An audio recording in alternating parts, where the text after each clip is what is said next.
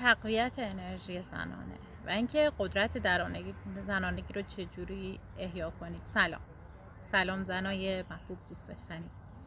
سلام خدمت کسایی که میدونن چه قدرتی در زن بودن هست و با زنانی که خوب میتونیم کنار مردان قدرتمند باشیم، میتونیم نقشای خوبی رو بپذیریم، میتونیم از زنانگی خاص خودمون لذت ببریم، میتونیم آرامشی که حق ما هست به خودمون برگردونیم.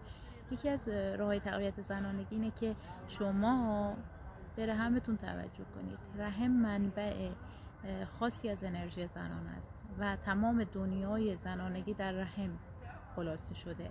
اینکه تمام انرژی های زنانه وصل به رحم. شما خیلی خوبه که مراقبه های رحمی رو یاد بگیرید، تنفس های رحمی رو یاد بگیرید. با رحمتون که محل زایشه، محل انرژی زنانه است، محل احساس های زنانه است، محل ورود چاکرای زنانه است، ارتباط برقرار کنید. و خب وقتی که بدونید شما چه منبع قدرتمندی از زنانگی رو در درون دارید و اصلا لازم نیست بیرون دنبالش بگردید، فقط لازم راجبش آگاهی پیدا کنید که رحم چه خدماتی به شما کرده.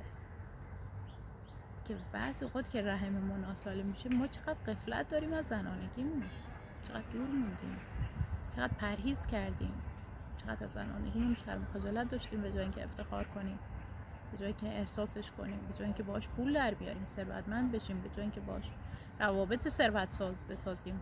دومین کاری که میتونیم بکنیم اینه که با قاعدگیتون ارتباط برقرار کنید، یعنی پیوند خوبی با پریودیتون، دوران پریودیتون. اون خیلی میگن که مثلا اون لحظه یه انرژی مردانه است که تو برو سر کار، حالا شاید مجبور باشی یا اینکه کاراتو بکن. حتی بعضی اوقات مردان نفهمن که تو در اون دوران هستی و نشون بده هیچ اتفاق خاصی افتاده.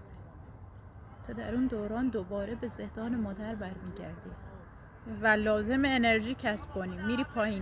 میری پایین.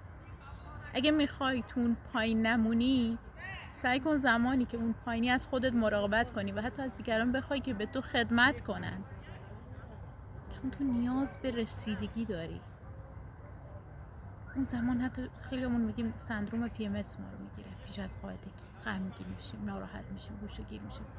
چرا؟ به خاطر غفلت هاست، به خاطر درد هاست، به خاطر ناامنی هاست، به خاطر ترس هاست. همه یه لحظه قبل از پریود خودشو به تو نشون میده و میخواد تو سکوت کنی، با سکوت درونت وصل بشی، از حاشیه‌ها دور بشی، از همه چیزایی که سنگینه دور بشی، از همه مسئولیتایی که خودت با اونو معرفی میکردی، با خاطر اونا جایزه میگرفتی، دور بشی و فقط زن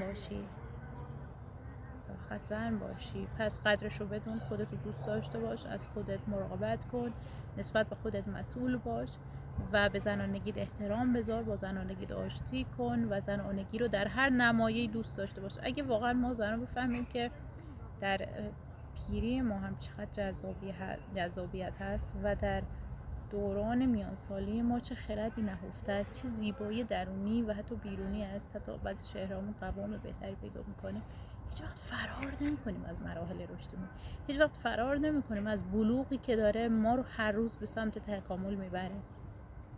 هیچ وقت فرار نمی‌کنیم از اینکه یه کسی بشیم که هستیم، یعنی داریم به خودمون نزدیک‌تر میشیم، چون شما با بلوغتون و رشدتون به خود واقعیتون نزدیک‌تر میشید. البته اگه در مسیر باشید و آیتم ها رو رعایت کنید. دوستتون دارم.